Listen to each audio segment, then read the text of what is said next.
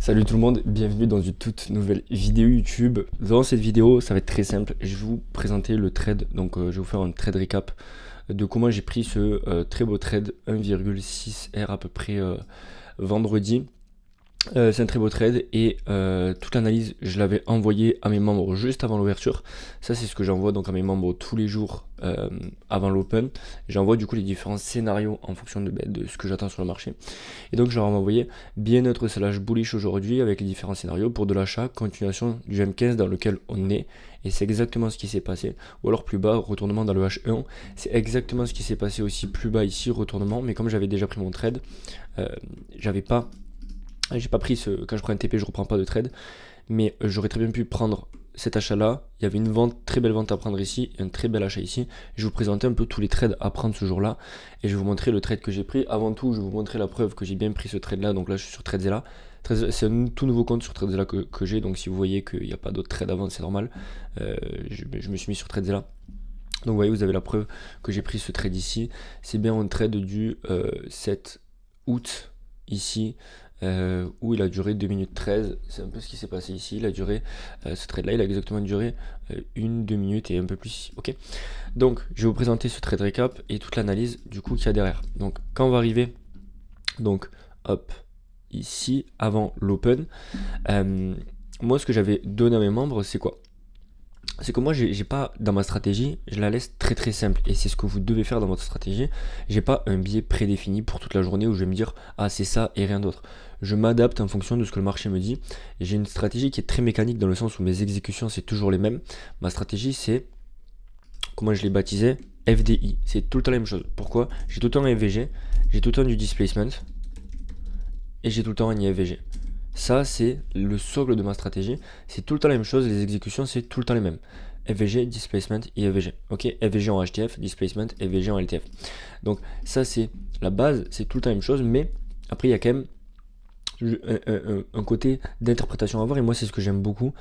J'aime bien les stratégies mécaniques dans l'exécution où j'ai pas de doute, si j'ai ma confirmation, je rentre. Maintenant, j'aime bien le fait que je m'adapte en fonction de ce que le marché me dit. Et ça, c'est l'avantage, c'est que oui, je trade à une certaine horaire, mais vous pouvez trader cette stratégie n'importe quand, dans le sens où il suffit juste d'avoir un EVG, du displacement et un IFVG. J'ai pas vraiment de biais prédéfini pour toute la journée, je m'adapte en fonction de ce que le marché me donne. En H4, j'ai vu qu'on réagissait là-dedans, mais comme on a réagi en pré-market et j'y prêtais pas vraiment attention, on avait ce high H1 dans lequel ce VGH1 dans lequel on pouvait réagir très bien.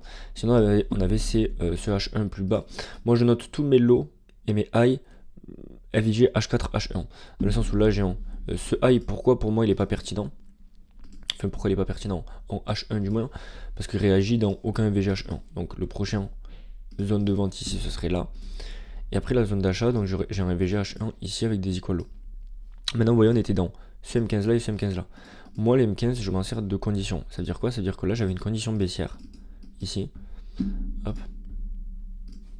Et là, j'avais une condition haussière. On était entre deux conditions. Et ça, c'est le genre de cas où ça peut être low pro bas. Et on l'a vu, ça range pendant quand même quelques dizaines de minutes avant d'avoir le réel mouvement baissier puis haussier. Mais on était entre deux conditions. Vous voyez, donc j'avais une condition baissière et une condition haussière. Les conditions, qu'est-ce qu'elles me disent? Moi, ce que j'avais donné à mes membres et ce que j'attendais, c'était soit j'avais un resweep de ce lot à l'open, ce qui fait quoi? C'est un resweep M15 dans un VG M15, donc je peux chercher des achats jusque là, parce qu'à partir de là, ça m'intéresse plus, parce qu'on est dans ma condition baissière. Ou alors, inversement, si j'ai un open haussier, ici dans ce M15, je peux chercher des ventes pour viser ce lot M15. Donc en fait, j'attendais juste de voir ce que me donnait l'open, de voir dans quel sens il manipulait pour chercher à acheter ou à vendre. Et ensuite, comment je sais que le prix réagit dans ce M15 ou pas? J'en sais rien. Il aurait très bien pu dump et direct aller dans ce H1 pour ensuite me donner le mouvement. J'en sais rien et c'est là que les conditions rentrent en jeu. C'est que si j'ai une réaction dans ce M15, alors c'est que le mouvement entre guillemets est le bon. Donc là, on avait ce lot M15 qu'on a marqué ici. Vous voyez, c'est le lot qui s'est formé à 9h29. Donc moi, je prends pas direct de trade avant l'open. C'est-à-dire que là, oui, on soit EVG, IAVG, on peut rentrer là. Maintenant, moi, et pourquoi je me suis pas fait avoir, c'est que j'ai attendu une autre bougie. Voilà, j'ai attendu un resweep de ce lot M15. Donc vous voyez, si on se met en M15, on a bien notre resweep de notre lot M15. On a notre FVG M15 donc, qui n'avait pas été touché. Et donc là, quand j'ai vu ce displacement, j'étais très confiant dans le fait que on aille chercher au moins ces equal high. Vous voyez, ce high pour moi c'est un equal high et ça c'est donc notre EVG M15. Donc là, achat ici, mise à BE à cet endroit-là.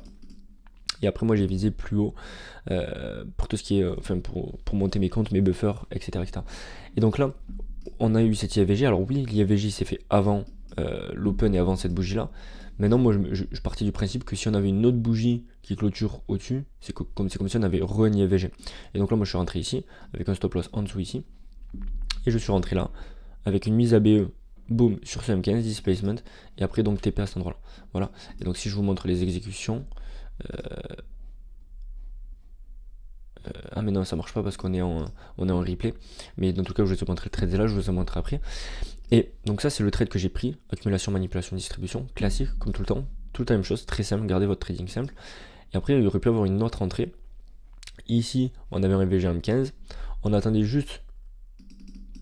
Alors, pourquoi je ne serais pas rentré sur ce M3 ici?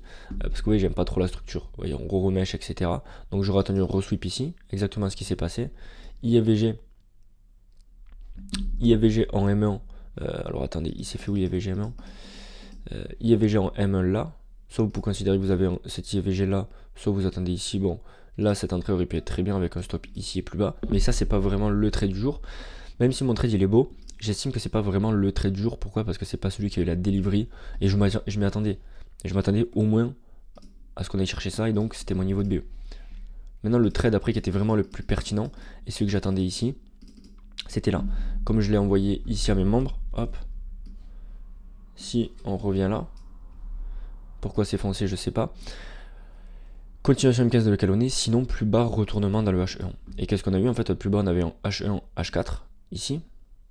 Vous voyez, on est pile poil revenu dedans. Donc à partir de là, ça aurait été vraiment intéressant de chercher des achats. Qu'est-ce qu'on aurait attendu? On aurait attendu notre IAVG, du IAVG dans le plus haut time frame, c'est ce M3 ici. Hop. On aura attendu l'IAVG de ce M3. L'M3 est ici. Bam. IAVG en M3, très bien. Très beau displacement. On rentre à l'achat ici. Et je l'avais même donné aux membres, je crois, ici. Je sais plus, je crois que je l'avais donné dans le trade recap ou quoi, mais de dire qu'il y avait cet achat qui était très beau ici en direct. Et après, qu'est-ce qu'on pouvait viser? Alors soit on visait en 1 pour 1 parce qu'on avait un M5 ici, donc mise à BE sur ce M5 à minima, ok, parce qu'à partir de là on peut se retourner. Sinon vous visez en 1 pour 1, sinon vous visez ce high, peu importe. Et après c'est ce qui s'est passé ici, hop, IAVG M3, TP directement. Donc voilà un petit peu, vous voyez comment vous aurez pu facilement prendre ces 2-3 beaux trades de la journée. Et comment moi j'ai pris ce trade là. Je vais vous montrer maintenant l'exécution, la marque d'exécution ici de mes trades. Est-ce qu'il va s'afficher? Pourquoi j'ai pas les marques d'exécution?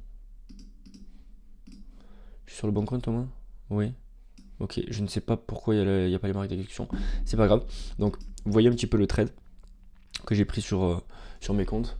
Ici, je vous remets le trade Zella. Et ça, c'était très simple. Gardez votre trading simple, les gars. C'est le conseil que je vous donne. Et pas un billet prédéfini, 36 000 choses.